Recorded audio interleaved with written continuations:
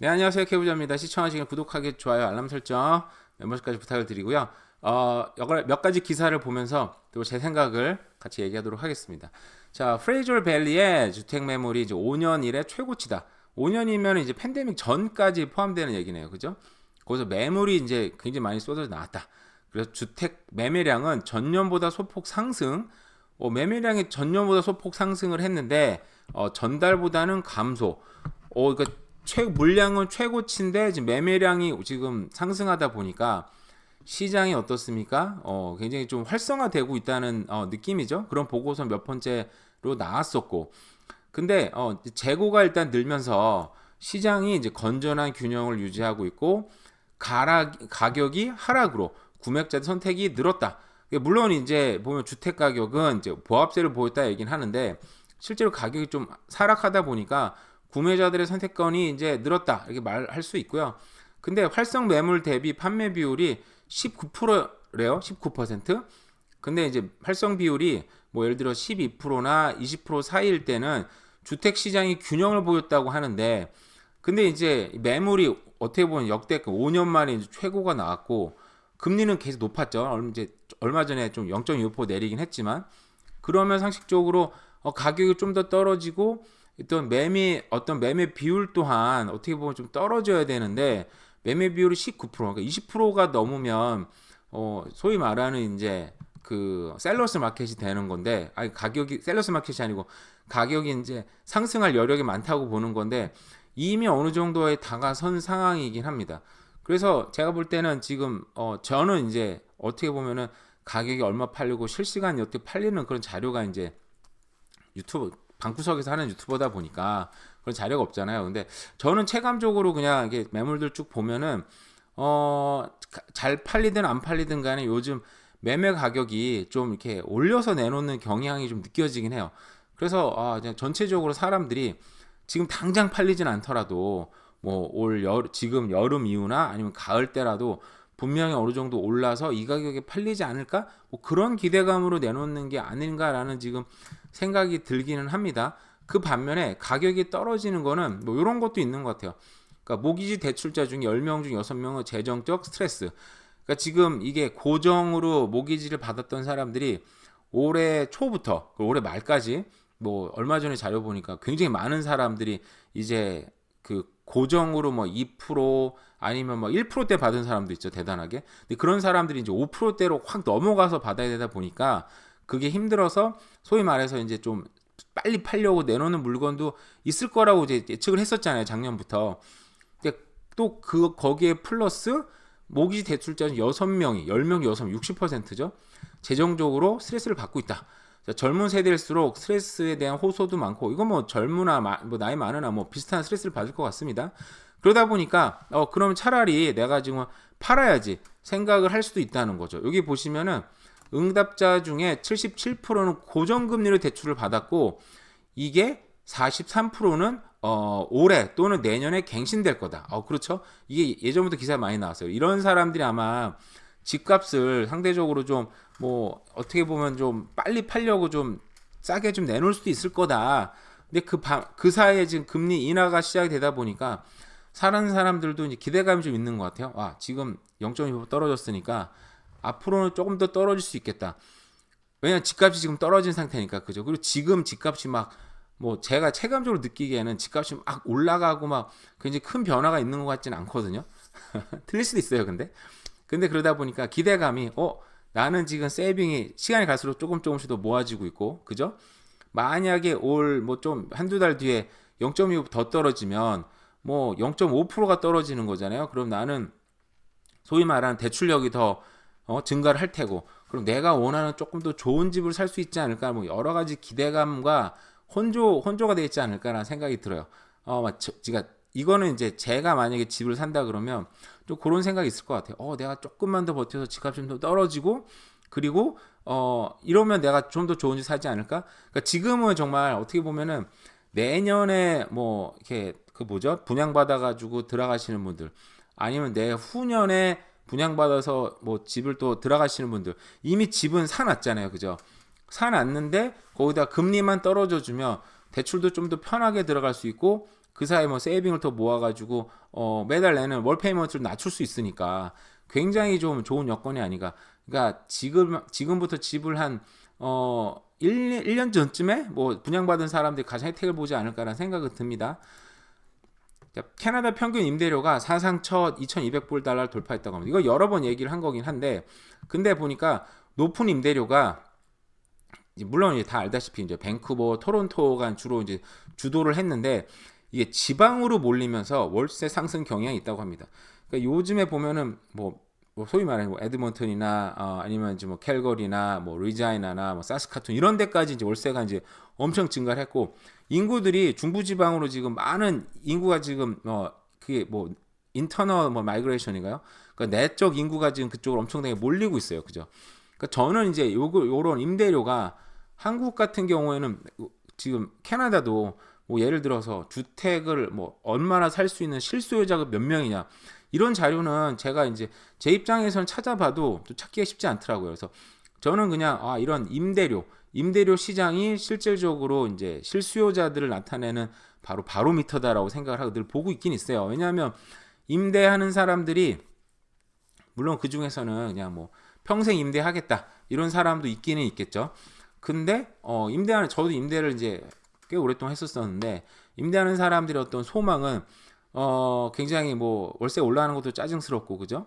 이 월세 사는 것 자체가 이제 돈을 모을 수 없는 캐나다는 특히나 돈을 더 모을 수 없는 구조고 그러니까 월급의 정말 상당 부분을 월세로 내고 그게 뭐 정말 조금이라도 세이빙 되는 게 아니다 보니까 너무 힘들죠.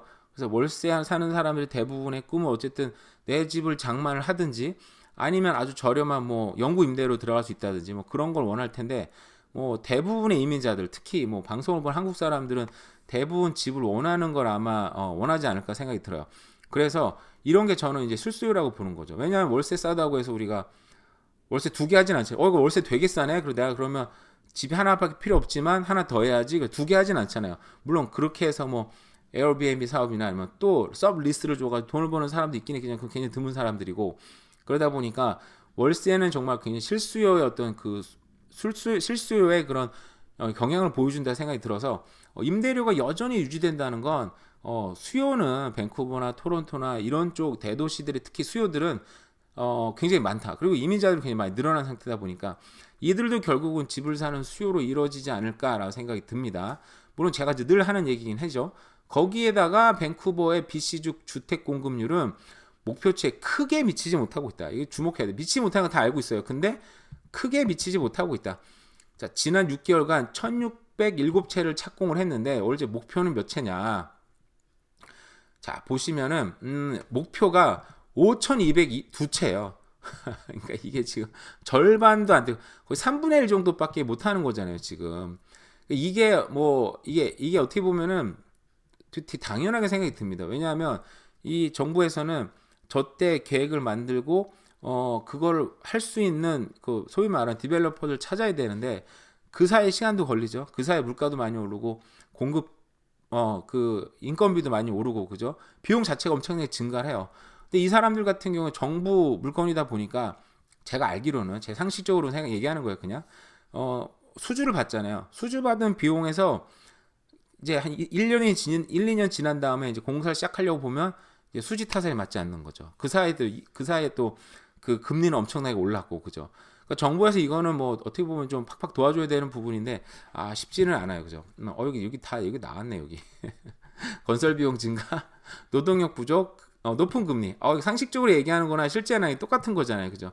그래서 정부에서 제공하는 이런 어떤 공공 임대든 민간 임대든 어떤 것든 간에 여기 보내 공급 목표치는 지금 3분의 1도 안 되고 있다. 그래서 정부의 어떤 공급을 믿지는 오직 말아야 되고 사실상 어떻게 보면 집을 지금 살려고 생각하시는 분들 같은 경우는 내 능력이 되는데 그냥 어떻게 보면 최대한 이제 뭐 근교로 내가 원하는 데 있잖아요. 밴쿠버 그리고 버나비 뭐 로이드 지역 거기는 밴쿠버랑 코키틀 만나는 지역이니까 코키틀람 지역 아니면 코키틀람 센터나 이런 뭐 사람들이 살기 좋아하는 지역은 나도 좋아하지만 쟤도 좋아하고 다 좋아하잖아요. 근데 거기는 가격도 잘 안 빠질 뿐만 아니라 사람들이 몰리잖아요. 그죠? 그래서 뭐 사람들이 좀 그래도 그나마 좀 덜 선호한 좀 외곽으로 빠져서 집을 일단 사놓고 인플레이션 방어하면서 그죠?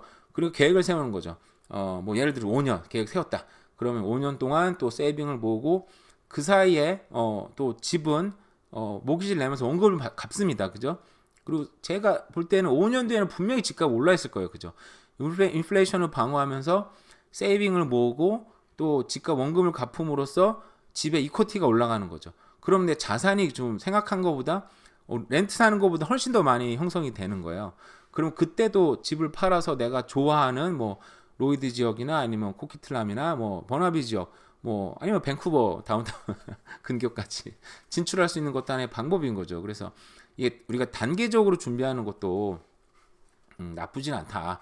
물론 이제 뭐 좀 많은 어떤 경제적 지원을 받는 분들 한 방에 할 수 있겠지만 그런 분들도 많지 않으니까 단계별로 준비하는 것도 나쁘지 않다라는 생각이 뭐 늘 생각하는 얘기입니다만 좋은 얘기죠. 캐나다 실업률이 6.2%로 올랐대요.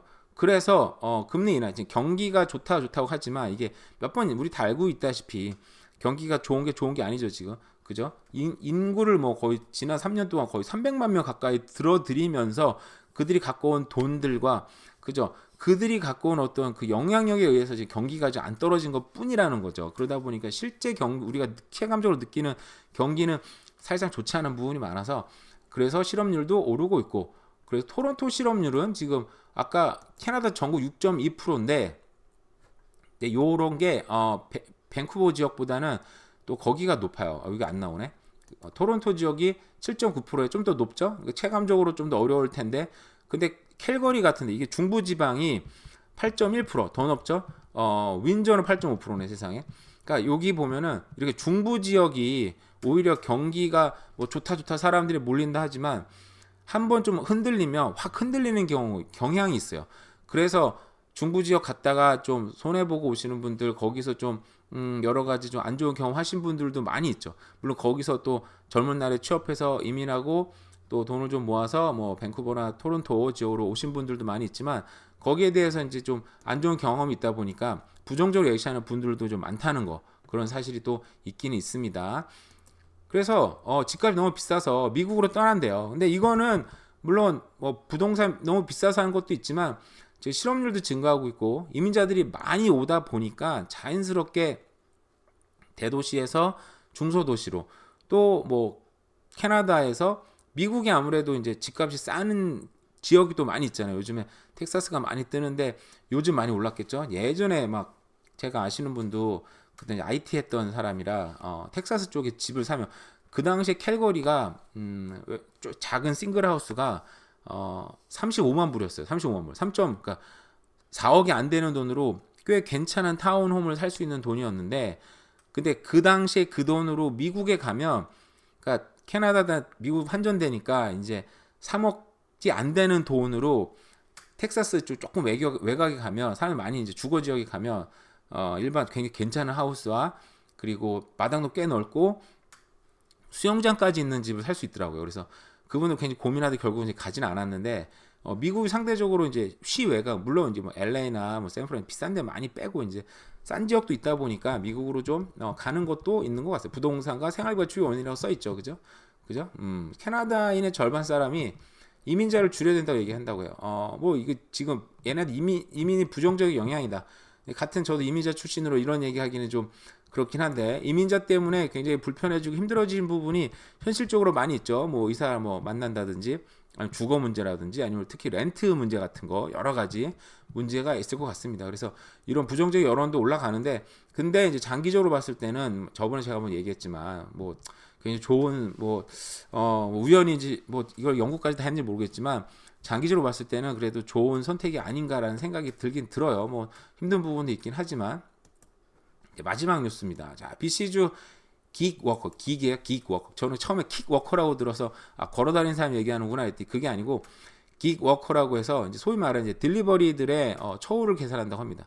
최저 시급을 20.88불 한대요. 그래서 저도 이거 좀 해야 되겠다, 하고 싶다 이런 생각이 듭니다. 왜냐면 저도 요즘에 지금 나이가 이제 50 넘어가거나 이제 50에 막 가까우고 그런 좀 나이다 보니까 내가 지금 하고 있는 일을 평생 할 수 있을까? 왜냐하면 좀 오랫동안 해서 힘든 부분도 있고 좀 너무 지겹기도 하고 그죠? 나이 먹어서 좀 어려운 부분도 생기다 보니까 나도 이제 물론 이제 이걸 자발적으로 관두면 좋겠지만 비자발적으로 관둘 수 있잖아요. 뭐 어디가 아픈다든지 더 이상 할 수 없는 여건이 됐으면은 그러면 나도 나 뭐 하지 저도 생각이 정말 많이 있거든요. 요즘에 정말 많이 들거든요. 그래서 나는 어떻게 이 나머지 또 30년 인생을 살아갈 것인가 생각을 많이 하는데 이런 것들도 근데 이런 최저시급 20.88로 올리면 뭐 당연히 우버 쪽에서는 이제 비용 증가로 사진에는 이제 도어대시가 나왔네요. 어쨌든 우버 얘기가 나왔네요. 기거커, 식당, 고객 모두 타격이 된다. 왜냐하면 이렇게 되면 이제 당연히 비용 증가가 되면 시켜먹기도 좀 애매하고 식당에서도 여기 플랫폼을 내는 비용이 증가하니까 이제 매출이 타격을 받겠죠. 그러면 우리 좀 안 할래 나올 수도 있는 거고. 그러면 이제 이렇게 되면 당연히 이 플랫폼 업체도 이제 손해를 보게 되니까. 근데 한쪽에서는 또 BC주 뭐 집값도 너무 비싸고 렌트도 너무 비싸고 물가도 비싸서 먹고 살기 힘들다 이게 나오니까 또 이제 올려주는 것 같고 참 이게 이런 여러 가지 참 모두가 만족하는 정책이나 나오기는 참 쉽지는 않다라는 생각이 듭니다. 그러니까 어느 쪽을 들어줄 수는 없잖아요. 또 한쪽 얘기를 무조건 들어줄 수도 없고 이쪽이 물론 뭐 정치도 공부를 잘 하시는 분들이 하는 거니까 뭐 제가 얘기하는 거 모를 리가 없죠, 그죠? 저는 비용 증가 모르겠습니까? 그죠? 다 아는데도 불구하고 또 해야 되는 여건도 있겠죠. 최저 시급 17.45인데 여기 이것보다 20% 높은 금액으로 책정을 했다고 합니다. 근데 읽어보니까 여러 가지 뭐 있네요. 걷는 사람도 있고 자가용 및 개인 이동자 스쿠터나 자전거 타는 사람도 있잖아요. 이런 걸 다 보장했을 때 그죠? 뭐 이렇게 해가지고 이제 정한 것 같아요. 그래서 어쨌든 뭐 모두가 잘 사는 방향으로 모두가 잘 살 수는 없죠. 그건 뭐 말도 안 되는 얘기고 모두가 잘 살 수는 없지만 그래도 최소한 어떤 생계 보장을 할 수 있는 방법으로 또 가는 게 아닌가라는 또 생각이 너무 부정적으로 얘기할 수는 없고 그죠? 저도 이렇게 그런 사람입니다. 어쨌든 간에 여러 가지 좀 기사를 보면서 요즘 부동산 분위기, 경제 분위기를 좀 얘기를 했습니다. 제가 요즘에 좀 많이 또 게으러지고 방송을 찍을 수 없는 여건이 좀 생각보다 좀 많이 있어서 못하고 있지만 어쨌든 오늘 날씨가 좋은데 남은 하루도 잘 보내세요. 감사합니다.